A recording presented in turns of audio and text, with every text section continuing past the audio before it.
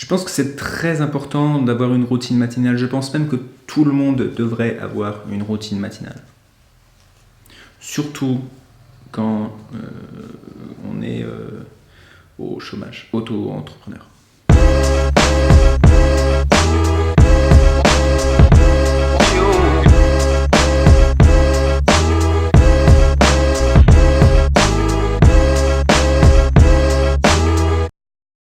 En général, je me lève très tôt, aux alentours de 5-6 heures du matin.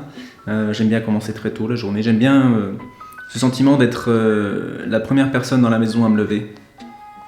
Même si j'habite tout seul, je trouve que c'est important. Après le réveil, tout de suite, je me mets dans un état de profonde méditation. Ça peut durer plusieurs heures. Je crois que l'erreur principale que les gens font en général avec les routines matinales, c'est qu'ils pensent que la routine matinale commence au lever, alors qu'en fait la routine matinale se prépare déjà la nuit avant. C'est pour ça que moi je dors déjà en étant habillé. Comme ça, dès que je me lève, je sais que je suis prêt à aborder la journée comme il faut. Dès que je me lève, je suis déjà prêt pour être productif. C'est que la première chose dans la journée qu'il faut faire en se levant du lit, c'est de faire son lit. Et c'est vrai que ça donne un sentiment de réussite déjà. Dès la première activité qu'on fait dans la journée, on a déjà réussi quelque chose. C'est pour ça que moi, non seulement je fais mon lit, mais aussi je fais le ménage dans toute ma chambre et dans toute la maison. Voilà. Si on habite dans un environnement propre et ordonné, à l'extérieur, eh bien à l'intérieur, c'est la même chose. Donc. Après, c'est le moment pour le meilleur moment de la journée, c'est le café. C'est agréable, c'est chaud, ça réchauffe les mains, ça réchauffe le cœur, ça sent bon. Par contre, j'aime pas le goût, c'est pas beau. Non, je bois plutôt du thé ou de l'eau.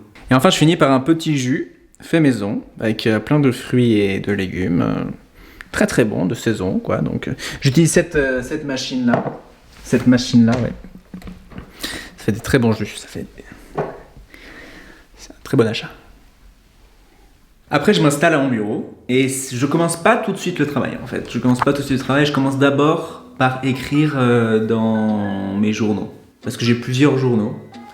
Déjà, j'ai un journal où j'écris mes rêves. Ensuite, j'ai un journal de gratitude où j'écris les 3 choses pour lesquelles je suis reconnaissant dans ma vie. Ensuite, j'ai un journal de vœux, objectifs, les 3 choses que j'aimerais qu'ils m'arrivent aujourd'hui. Ensuite, j'ai un autre journal où j'écris les 3 choses que j'aimerais pas qu'ils m'arrivent aujourd'hui. Par exemple, me faire renverser par un camion. Et enfin, j'ai un autre journal où j'écris...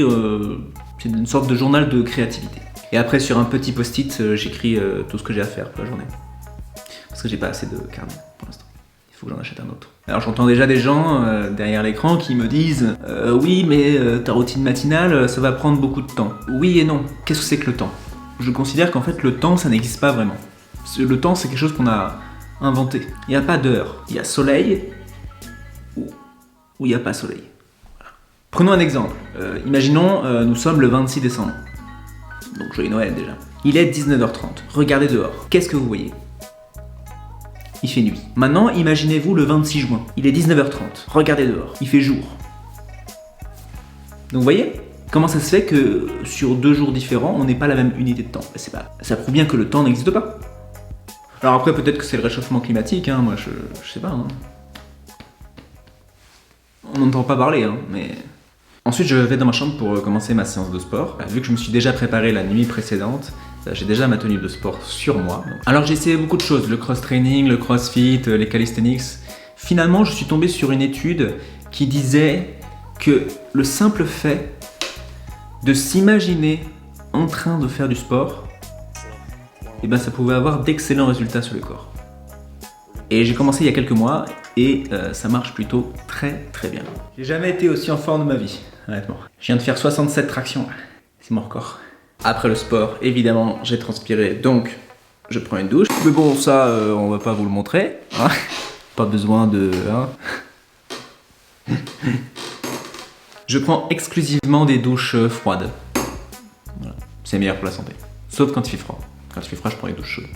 Ensuite, je vais manger. Alors, concernant mon régime, en fait, je n'ai pas de régime, en fait. Donc, je prends uniquement des suppléments et des vitamines. Je considère que toute nourriture est un poison. Au jour d'aujourd'hui, tout est pollué, tout est modifié génétiquement, donc ça ne sert plus à rien de manger finalement. Voilà. Farandole de vitamines sur son lit de magnésium et de zinc. Voilà. C'est l'assiette du futur. Et une tomate aussi. Mais ça, je la mange pas. C'est pas comestible. C'est juste pour décorer. Ça manque un peu de sel. L'un des avantages d'avoir ce régime-là, c'est que ça fait forcément une énorme économie de temps et d'argent. Qui n'existe pas d'ailleurs, le temps et l'argent. Du coup, ça fait une économie de rien. Après avoir mangé, je me mets encore une fois dans un état de méditation profonde. Ça m'aide à mieux digérer et à mieux vivre la digestion. Et voilà, c'est la fin de ma routine matinale. Normalement, c'est à cette heure-là que je commence à travailler, sauf que comme vous le voyez, il fait déjà nuit. Donc ça va être l'heure pour moi d'aller me coucher, donc d'entamer ma routine de nuit, qui consiste, comme je vous l'ai dit au début de cette vidéo, à en fait me préparer pour ma routine matinale. Sauf que je suis déjà prêt, vous voyez ? Je suis déjà prêt pour demain matin. Donc ma routine matinale me permet de me préparer pour ma routine du soir, qui me permet de me préparer pour ma routine du matin. Donc ma routine matinale me prépare pour la routine matinale du lendemain. C'est du génie. Ma routine du soir, elle est très simple, c'est simplement un peu de méditation. Après ça, en fait, je lis un petit peu. Voilà. Alors, en ce qui concerne les livres que je lis, j'essaie de ne pas lire ce que lit tout le monde. C'est-à-dire les livres de développement personnel, tout ça. Pour avoir un vrai avantage sur les autres, il faut vraiment lire des livres que personne ne lit. Chercher son information là où personne ne va la chercher. C'est pour ça qu'en général, je lis plutôt les choses que personne ne lit, comme les conditions générales de vente d'un produit ou la biographie de Stephen Gevarch. Des choses comme ça, voilà. Je vous laisse, j'espère que vous avez apprécié cette vidéo. Et puis, bonne nuit.